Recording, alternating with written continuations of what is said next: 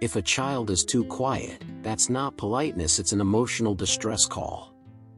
There's a silent child in almost every room, almost every recess, almost every family. She observes more than she speaks, feels more than she shows, and is often called shy, as if that explains everything.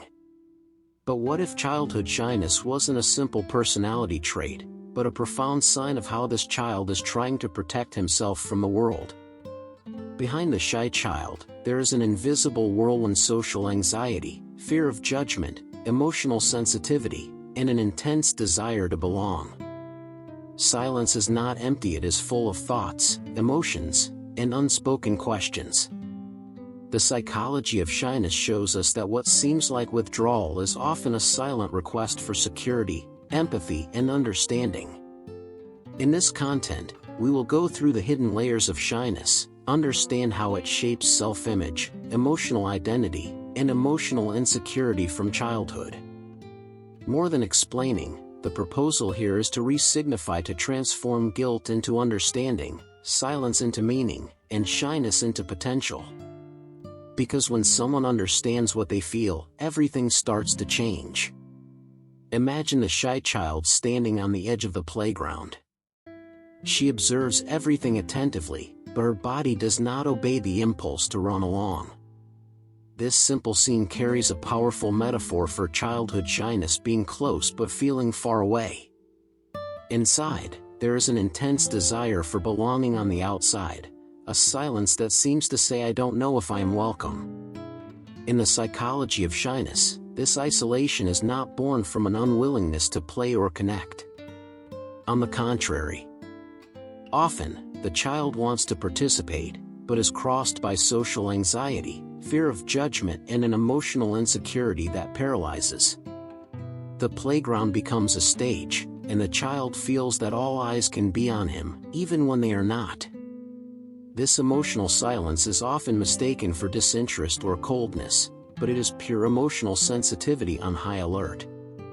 The child perceives nuances, tones of voice, looks, micro-rejections, real or imagined. From an early age, your emotional identity begins to form from this careful observation, as someone who learns about the world before daring to enter it. There is a persistent myth that childhood shyness means not liking people. Nothing could be further from reality. The shy child usually wants to connect, talk, play, belong. The problem is not the absence of social desire, but the presence of a strong, almost invisible internal blockage that prevents the natural movement towards the other. In the psychology of shyness, this difference is crucial. Not wanting to be with people is a choice, wanting a lot, but stopping it is social anxiety. The child feels the urge, but the fear of judgment comes into play like a handbrake pulled suddenly. The body hesitates, the voice disappears, and the opportunity passes, leaving a bitter feeling of frustration. Over time, this pattern affects self-image. The child begins to think, "If I really wanted to, I could do it," which reinforces emotional insecurity. Here, the empathy of adults makes all the difference. Naming what happens: "I see you want it, but you're afraid," helps the child understand that the problem is not a lack of will, but an emotional system trying to protect itself. Childhood shyness does not begin in thought, it begins in the body. Even before the shy child can explain what he feels, the nervous system has already gone on alert. The heart races, breathing shortens, muscles tense. It is as if the body said, "Be careful, this is not safe," even when rationally nothing threatens. In the psychology of shyness, this is an automatic survival response. Social situations activate the same internal gear used to deal with physical danger. Social anxiety arises as a conditioned reflex, fueled by the fear of judgment and the expectation of rejection. The body reacts before the mind has time to argue. Therefore, trying to convince the child only with words usually fails. The way is to teach the body to regulate itself. Simple practices, such as slow breathing before public speaking or small gradual social challenges, help reduce emotional insecurity. Gradually, the child learns that he can feel fear and still act, and this learning changes everything in the construction of his emotional identity. Childhood shyness carries a silent paradox: the greater the desire to belong, the greater the fear of judgment. The shy child wants to get closer, but precisely because he cares so much, the risk of rejection seems unbearable. It is not indifference, it is an excess of importance attributed to the bond. In the psychology of shyness, this internal conflict generates constant tension. The heart pulls forward, the mind pulls back. Social anxiety grows because the child does not fear people, but the possibility of not being accepted by them. Each interaction becomes a proof of personal value, directly affecting self-image and emotional insecurity. This paradox is often misunderstood by adults. When the child is silent, many think that he does not care. In fact, she cares too much. Developing empathy here is essential, validating the fear without reinforcing it. Saying something like "you can try it in your own time" creates emotional security and makes room for emotional identity to continue to form in a more flexible way. Child shyness is not born from a single place. It usually arises from the encounter between a naturally more sensitive temperament and the experiences lived throughout childhood. Some children already arrive in the world with a more attentive, more reactive nervous system, capturing the environment with intensity. This emotional sensitivity is not weakness, it is raw material. In the psychology of shyness, we call this predisposition. The shy child feels more, perceives more, registers more. When this sensitivity encounters unsafe environments, frequent criticism, or episodes of rejection, the body learns quickly hiding seems safer than exposing itself. Social anxiety is shaping up as a shield against the fear of judgment. This is where the environment makes all the difference. A sensitive child who is welcomed tends to flourish, the same child under pressure tends to close down. Simple phrases like "you don't have to force yourself" strengthen emotional security and protect self-image. Gradually, emotional identity stops being built around fear and starts to be organized around trust, and this changes the course of history. One of the most common misconceptions is to confuse childhood shyness with introversion. The shy child may even be introverted, but one thing does not define the other. Introversion talks about how the person recharges energy. Shyness talks about fear of judgment. A child can love people and still feel intense social anxiety. In the psychology of shyness, this distinction is fundamental in order not to create limiting labels. Introversion is a neutral, even nutritious, trait. Shyness, on the other hand, involves emotional insecurity, body tension, and emotional silence in the face of social situations. When adults treat shyness as a way of being, without care, they end up crystallizing fear within the child's self-image. Separating these concepts helps to return choice. The child understands that there is nothing wrong with liking silence, but that fear does not have to rule. This strengthens emotional identity and encourages empathy with oneself. From there, an internal space emerges where the child can be reserved without feeling diminished, and this space sets the stage for the next point. The shy child is not born believing that there is something wrong with him. This idea is built little by little, in silence, from the repeated experiences of stuckness, comparison, and misunderstanding. In childhood shyness, every time the child wants to speak and cannot, an internal narrative begins to form on strange, "I'm less capable, I'd better be quiet." In the psychology of shyness, self-image is shaped much more by what the child concludes about himself than by what others actually think. Fear of judgment distorts perception, and social anxiety causes small episodes to take on enormous weight. Over time, emotional silence is no longer just a reaction and becomes identity. That's why simple interventions have such an impact. Encouraging the child to record small victories such as raising their hand once a day or asking a short question helps rewrite these narratives.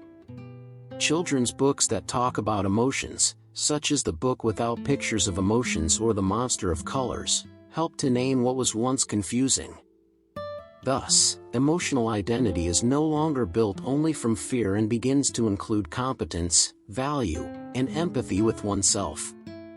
Behind childhood shyness, there is a highly developed emotional radar. The shy child perceives the climate of the environment, the mood swings, the details that go unnoticed by others. In the psychology of shyness, this ability is linked to emotional sensitivity, not fragility. Silence is often deep observation. This keen perception favors empathy. Shy children often understand emotions before they even know how to explain them. They read expressions, tones of voice, unspoken intentions. The problem arises when this constant reading is accompanied by social anxiety and fear of judgment, causing the child to always put himself in the background. When well directed, this sensitivity is transformed into strength. Activities such as reflective reading, journaling, or drawing help organize this rich inner world. Books such as Extraordinary, by R.J. Palacio, allow identification without direct exposure. Thus, the self-image expands. The child starts to see himself not only as shy, but as someone with emotional depth and a unique emotional identity. In the school environment, childhood shyness usually goes unnoticed. The shy child does not give trouble, does not interrupt, does not attract attention, and precisely for this reason, he often becomes invisible. In the psychology of shyness, this silence does not indicate a lack of interest or ability, but an excess of social anxiety and fear of judgment in evaluative contexts. This invisibility directly affects self-image. Unspoken ideas, unshared answers, and stored doubts reinforce emotional insecurity. Teachers may underestimate a child's intelligence simply because he or she does not expose himself. Emotional silence becomes an implicit label: she does not participate, when in fact she participates intensely from within. Small changes make a huge difference. Allowing written answers before oral exams, pair work, or graded presentations helps the nervous system feel safe. When the school practices empathy, the child learns that he can exist there without forcing himself. This strengthens emotional identity and sets the stage for understanding how the environment, more broadly, influences shyness. The environment works as an amplifier of children's shyness. A shy child in a safe space can loosen up little by little. The same child in a critical environment tends to close himself off even more. In the psychology of shyness, it is not the child who needs to change first, but the context around him. Excessive pressure, comparisons, and public demands fuel social anxiety and fear of judgment. Comments like "speak louder" or "don't be like that" seem harmless, but they erode emotional security. Gradually, the self-image starts to be built from the idea of inadequacy, reinforcing emotional silence. On the other hand, empathetic environments have a regulatory effect. When adults validate feelings and offer choices: want to try now or later, the child learns that he doesn't have to force himself to belong. This type of support strengthens emotional identity and creates the basis for shyness not to become a prison, but a trait that can be softened and integrated throughout life. Childhood shyness doesn't magically disappear with age. Often, it just changes shape. The shy child grows up, becomes a functional, responsible adult, but carries old internal patterns. In the psychology of shyness, we understand that the body matures, but the emotional system tends to repeat what it learned early. In adult life, this can appear as difficulty in positioning oneself, fear of public speaking, or excessive self-criticism. The fear of judgment continues to operate behind the scenes, influencing professional decisions and effective relationships. Self-image continues to be negotiated with each interaction, feeding a silent emotional insecurity, often masked by competence. But here there is a possible turnaround. When acknowledged, this story can turn into depth, empathy, and even quiet leadership. Adults who are shy children tend to listen better, perceive more, and act consciously. By integrating this experience into your emotional identity, shyness is no longer a limit and becomes a point of strength, making room for a new interpretation of what comes next. There comes a time when we need to review the narrative of childhood shyness. What for a long time was seen as a defect begins to reveal another face.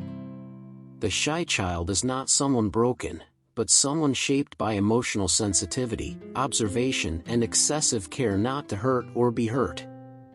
In the psychology of shyness, when the fear of judgment subsides, something precious remains: depth.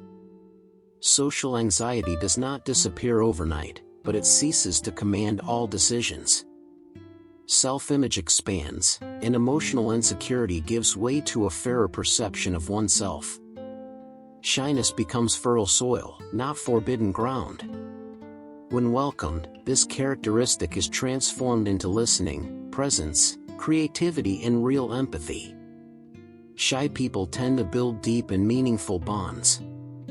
By integrating this into emotional identity, shyness ceases to be a break and becomes a silent force, one that doesn't make noise, but sustains everything around it. After everything we've seen, there's a question that's hard to ignore: how many children have been labeled as shy when in fact they were just trying to protect themselves emotionally? Understanding childhood shyness changes the way we look at the shy child, about ourselves, and even about our own stories. What once seemed like weakness begins to reveal layers of emotional sensitivity, empathy, and a deep desire for belonging. Now, it's worth stopping for a moment and reflecting: what messages have you received or still repeat about talking, exposing yourself, and being seen? How do fear of judgment, social anxiety, or emotional insecurity still influence your self-image today? Becoming aware of these patterns is the first step to turning silence into choice, not prison. If this content brought clarity, relief, or even discomfort, great. It is a sign that something important has been touched in your emotional identity. Use this knowledge to act differently, with more listening, more acceptance, and less pressure, whether with a child, with someone close to you, or with yourself. And if you want to continue delving into topics such as psychology, emotions, and human development, subscribe to the channel, turn on notifications, and follow upcoming content. Here, silence also has a voice.